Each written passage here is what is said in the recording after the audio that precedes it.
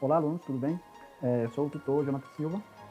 O objetivo desse vídeo será para que sirva de auxílio para a solução da atividade nota 3 da disciplina de experimentos de eletricidade e magnetismo, ok? Onde pede para que vocês façam uma apresentação de até 3 minutos sobre a lei da indução de Faraday, ok? Então, aqui é a descrição da tarefa, ok? Acerca de conceitos da unidade 3, e basicamente sobre a lei da indução de Faraday. Vocês deverão fazer a gravação do vídeo, mostrar como funciona a simulação, ok? Como funciona a simulação e explicar o fenômeno e os resultados da atividade, ok? E aí os critérios serão a produção de um vídeo de 2 a 3 minutos para um ponto. 2 pontos seria a apresentação do vídeo com coerência, resposta das atividades, o domínio da linguagem oral, um ponto, e 3 pontos a capacidade crítica, reflexiva a respeito do conteúdo, ok? Você demonstra domínio tanto do conteúdo quanto no domínio na ferramenta. Então, galera, os objetivos da unidade 3 da apostila é compreender as propriedades do ímã, porque para compreender a lei da indução de Faraday, vocês devem ter o conhecimento a respeito das propriedades do ímã, porque na indução de Faraday utiliza ímãs para fazer a indução de eletricidade, ok? Para a geração de eletricidade por meio da indução magnética. Também compreender o comportamento das linhas de campo, isso também entra na ideia da indução de Faraday. E por fim, a lei da indução de Faraday. Esse quadro aqui, ele não seria para esta atividade, ok? E aí, com relação à ideia da propriedade dos ímãs, é sabido que os ímãs, eles têm polos, eles são dipolos, certo? Não existe ímã com apenas um polo, sempre tem um polo negativo e um polo, aliás, um polo norte e um polo sul, assim denominado, ok? E aí, nós sabemos que, fazendo experimentos básicos com ímãs, sabe que polos iguais vão se repelir e polos diferentes vão se atrair. A gente brincando com ímãs, a gente já acredito que todo mundo fez esse experimento, quando criança ou até mesmo agora, certo? E aí, a compreensão de que nesses ímãs possuem linhas de campo, certo? Assim como também a Terra, os polos magnéticos da Terra, também possuem as linhas de campo magnético, que saem do norte e vão para o sul, aqui como vocês podem ver, nas setas indicando a direção do campo magnético, ok? Essa linha aqui, por exemplo, ela sai, vai até o infinito e vem para o polo sul, ok? A mesma quantidade de linhas que sai do norte e a mesma quantidade que chega no sul, e aí vai fazendo esse ciclo contínuo, ok? No campo magnético. E o que isso tem a ver com a lei da indução de Faraday? Nós vamos compreender um pouco melhor isto à medida que nós vamos vendo aqui um pequeno exemplo da simulação que nós vamos fazer. Olha só. Vamos pela ideia de que as linhas de campo magnético, elas saem do polo norte e fazem esse percurso, indo para o sul. Como vocês podem ver, ou já devem ter ouvido falar, que campo magnético gera eletricidade e que eletricidade gera também um campo magnético. No caso, para melhor compreender isso, é óbvio que, supondo que tenha um fio condutor e passe corrente elétrica por ele, ao entorno desse fio vai ter um campo magnético, ok? Tem um campo magnético. Beleza? Então, aqui eu estou explicando para vocês que campo elétrico, aliás, eletricidade gera campo magnético, e campo magnético gera eletricidade, então é uma via de mãos duplas. Então, como vocês podem ver aqui, é um resumo, tá? À medida que aproxima o ímã dessa bobina, podemos chamar de espira, tá? Vem da ideia de espiral, ele vai gerar uma corrente elétrica que se dá neste sentido, ó. Uma corrente elétrica que se dá nesse sentido. Daí, quando vocês forem fazer o experimento, vocês vão ver que o voltímetro aqui, ele vai defletir para uma determinada posição, ou para o polo positivo ou para o polo negativo. Vocês vão observar isso lá, tá? Bem direitinho. E aqui, o que acontece é que a linha de campo elétrico, a linha de campo magnético, ela está entrando. E como vocês sabem, os ímãs, eles atraem os metais, e isso se dá também pela ideia de que eles possuem elétrons. E corrente elétrica é o movimento ordenado de elétrons. Okay? Então vai haver um movimento ordenado de elétrons, vai haver a geração de tensão, de força eletromotriz. E aí, como tem um fluxo elétrico nesse sentido, vai haver um campo magnético em torno desse fio, tá? Dessa espira. E essa espira, ela vai gerar um campo magnético que se opõe ao campo magnético gerado pelo ímã. Okay? Se o campo magnético gerado pelo ímã é de entrada, tá? Eu vou chamar isso aqui de entrada, de aproximação. Então, o fio, enfim, a espira vai gerar um campo magnético de oposição, ok? Para tentar barrar essa velocidade que ele está chegando aqui, ó, certo? Ok? E é exatamente essa força que vai fazer com que haja a criação da tensão, beleza? E do mesmo modo, aliás, de modo contrário, quando o ímã ele se afasta, certo? Vai haver uma diminuição no fluxo magnético, ok? Como vai haver uma diminuição do fluxo magnético, esses elétrons que foram, vamos dizer assim, que foram empurrados, eles vão sofrer, é como se eles retornassem para o local de origem, eles mudassem o sentido de deslocamento.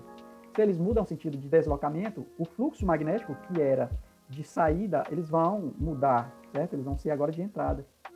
Então, há uma variação no fluxo magnético também gerado pela espira, ok? Fazendo com que o equipamento perceba, ele vai haver uma deflexão para o outro sentido, para o outro polo, ok? Vai haver uma alteração na polaridade da corrente, beleza? Vai haver alteração tanto na polaridade da corrente, quanto no fluxo magnético gerado na espira, ok? Dentro dessa espiral, no momento do afastamento. Isso vocês vão poder observar com mais detalhes na explicação com o movimento, com o simulador, certo? E aqui nós temos a fórmula que explica tudo isso que eu falei, que a tensão ou a força eletromotriz, ela é diretamente proporcional à variação do fluxo magnético, ok? Então, quanto maior a variação, quanto maior a velocidade com que eu faço essa aproximação e retirada, esse movimento de vai e vem, ou movimento de girar os polos de um ímã em torno de uma bobina, maior o fluxo, maior o movimento.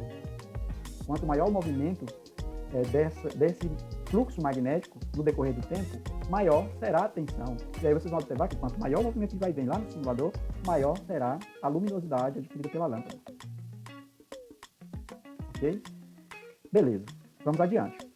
Bom, nós podemos dizer que a lei da indução de Faraday, resumidamente, ela diz que um campo magnético variável, ou seja, quando o campo magnético varia, em um circuito elétrico com uma espira, por exemplo, quando ele varia dentro de uma espira, ela vai fazer com que uma força eletromotriz seja induzida, seja criada, e ela é diretamente proporcional à variação do fluxo no decorrer do tempo. Okay?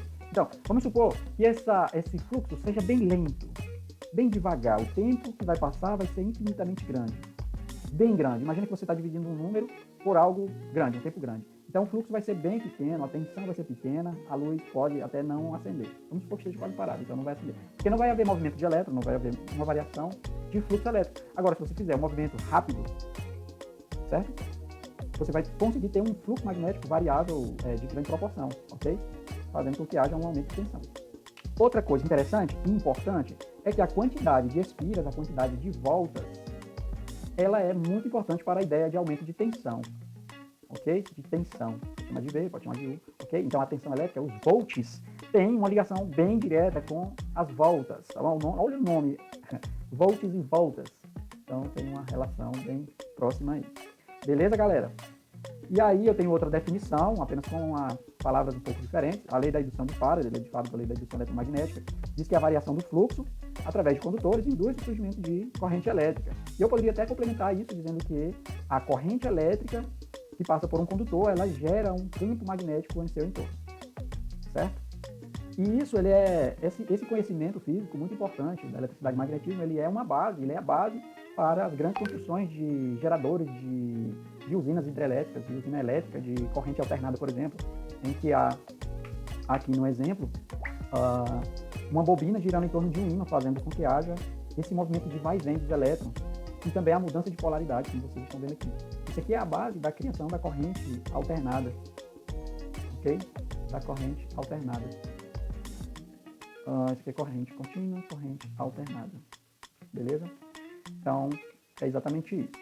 Ok, galera? Outra aplicação bem prática que tem uma ligação direta com o que eu já falei para vocês são os alicates amperímetros, muito utilizados por quem trabalha com eletricidade, e comprova a ideia de que um fluxo elétrico que passa por um fio, ele gera um campo magnético. Então, esse alicate, ele nada mais é do que um instrumento capaz de perceber o campo magnético gerado no entorno do fio.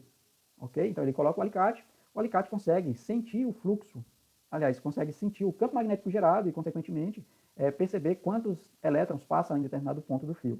Ok? E é muito interessante, galera, uma noção, né, de que esse medidor ele deve ser utilizado, né, título de enriquecimento do nosso conhecimento, deve se medir um fio por vez, até porque por exemplo, vamos supor que aqui você está medindo um fio com um circuito com duas pernas, tá? No circuito, a energia vai e a energia vem. Né? Não se pode, de forma alguma, jamais abraçar as duas pernas, as duas partes do fio. Até porque uma corrente vai e a outra corrente vem, então eles geram fluxos elétricos, fluxo magnético em sentidos opostos, e isso pode fazer com que haja uma alteração na medida, ou até mesmo anular a medida, entendeu? Porque vai haver uma anulação do campo magnético, assim, vai haver uma interferência muito grande. Então a ideia é essa. Bom, isso aqui eu já falei, eu expliquei para vocês. A tensão é igual a variação do fluxo no decorrer do tempo. Por que é negativo? É negativo justamente pelaquela ideia que eu falei para vocês, que é uma tentativa de opor ao fluxo magnético gerado pelo ímã. Tá? É um campo, há um campo na tentativa de opor, certo? Então, e esse N aqui, ele se refere à quantidade de esfiras, tá? N seria a quantidade de esfiras, a quantidade de voltas. Olha só, o sinal negativo indica que a corrente induzida no circuito produz um campo magnético induzido que se opõe à mudança de fluxo, ok? Há uma oposição à mudança de fluxo. Quando o ímã chega, o fluxo é de entrada e aí a induzida é de saída. Quando o ímã se afasta, ele vai ter uma mudança no fluxo gerado pelas espiras, ok? Basicamente isso, ó. Esse aqui é o campo gerado pelas espiras, aqui é o sentido da corrente, certo? Pela regra da mão direita, imagina sua mão direita pegando esse fio assim, os dedos apontarão para cá. E esse aqui é quando aproxima o ímã. Quando afasta, vai haver uma mudança. Vê que era de saída, né? Quando afasta, vai ser de aproximação aqui, ó. Essa linha de campo azul. Devido à mudança na movimentação dos elétrons, entendeu? Devido à mudança na movimentação dos elétrons. Os elétrons, eles estão aqui, eu vou dizer que eles estão percorrendo sentido anti-horário e aqui sentido horário. Beleza. Os objetivos do experimento é estudar como corrente pode ser induzida por campo magnético, que muda no decorrer do tempo. Beleza? E aí tem as questões, essas questões aqui vocês serão capazes de responder à medida que for utilizando os experimentos. Beleza? Então vocês vão desenvolver o experimento de vocês com o simulador e vão resolver cada uma à medida que vocês vão identificando.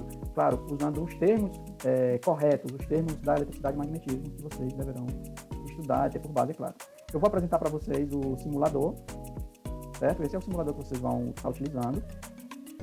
Como vocês podem ver, ó, ele tem um sonzinho que indica a aproximação aqui. Eu vou estar mostrando a presença do voltímetro, as linhas de campo, para que vocês vejam, olha só, saindo do norte e indo para o sul.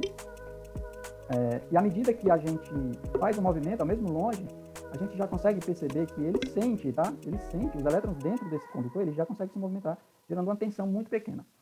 E aí, quando a gente aproxima, está variando o fluxo que passa por dentro. Tá vendo essas linhas aqui? Vamos imaginar que tem mais linhas. Então, o fluxo está aumentando, ó.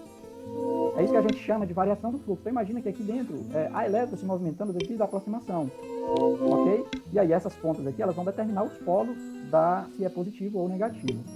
Os polos da tensão elétrica, polo positivo e negativo, ok? Aqui é uma espira de 4 voltas, certo? Então quando aproxima o negativo, de forma lenta, veja que o som, ele aumenta o som, a luz pisca pouco, porque o tempo para passar essa espira demora. Lembra que é dividido pelo tempo, pela variação do tempo? Então, se eu faço isso rápido, eu tenho um fluxo que passa num tempo muito curto. Então, é um fluxo elétrico que aumenta muito no decorrer do tempo. E se eu volto, a mesma coisa acontece. Veja, ó. E aí eu faço o sonzinho da sanfona. E do berimbau, a sanfona e do berimbau. Olha que eu trigo. Aqui também há uma variação no fluxo, ok? Também há uma variação no fluxo elétrico. Uma variação no fluxo elétrico que vocês conseguem perceber isso aí, beleza? E se a gente gira, é claro, nós vamos mudar o sentido de que os elétrons se comportam aqui, então vai mudar, consequentemente, as polaridades do voltímetro, ok? E aí a deflexão aqui vai ser agora para o positivo e para o negativo quando afasta. Ó, aproximação positivo, negativo quando afasta. Vou deixar a sanfoninha. Beleza, galera? E aí aquela ideia lá de que comprova a ideia da fórmula também, né? Que o número de espiras, ela também é determinada na tensão. Aqui eu tenho 2 voltas, digamos, vamos chamar de 2 volts, tá? 2 voltas mesmo, 2 volts. Tá? Veja que, por mais que seja rápido, a luminosidade é pouca, porque a tensão gerada, a quantidade de elétrons que fosse dentro dessa espira não é, aqui é o dobro, tá? O dobro da tensão. Então, o movimento, ele acontece a geração de eletricidade devido à variação do fluxo, porém não é com tanta intensidade. Já que, veja que há uma luminosidade maior, ok? Então é isso, galera, eu acho que isso é o básico, tá, do conhecimento que vocês devem ter para que haja uma boa apresentação do simulador e a compreensão do trabalho. Aqui tem alguns controles automático. Deixa eu só me veja aqui. Pegue, solte, espaço ou enter. Espaço ou enter. Deixa eu pegar aqui. Eu acho que não vou. Tab para iniciar. Opa, tab para iniciar. Espaço para pegar. Olha só, tem coisa legal aqui, cara. E aí o que mais? Tô descobrindo aqui uma coisa legal. As teclas de movimentação. Auto slide 1, 2, 3. Vamos ver aqui esse auto slide. Tab, não, aqui.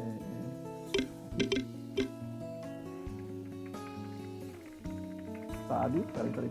Tab. Espaço. Opa, olha só. Opa, que legal. Vou voltar. Novamente eu vou. Tab. Espaço. 2. Movimentei. Agora eu vou botar 3. Opa! 2. 3. Olha que legal. Legal. O que mais? Aqui é para me mover manualmente. Aqui é auto slide. Mover para o anterior. Setas, marcar, desmarcar, sair. Tá. Beleza. Então, era isso, pessoal. Aqui vocês podem ver. Vou apertar aqui 3. Olha só. A luminosidade baixa devido a pouca quantidade de voltas. Seria o N da nossa forma. Aqui, como tem mais voltas, a tensão vai ser maior. A tensão vai ser maior, a luminosidade vai ser maior, o fluxo elétrico vai ser maior, o fluxo magnético vai ser maior, consequentemente vai haver uma maior tensão. Então era isso, a explicação que eu tinha a dar para vocês. Espero que eu tenha ajudado na realização dessa tarefa. Valeu, galera. Forte abraço.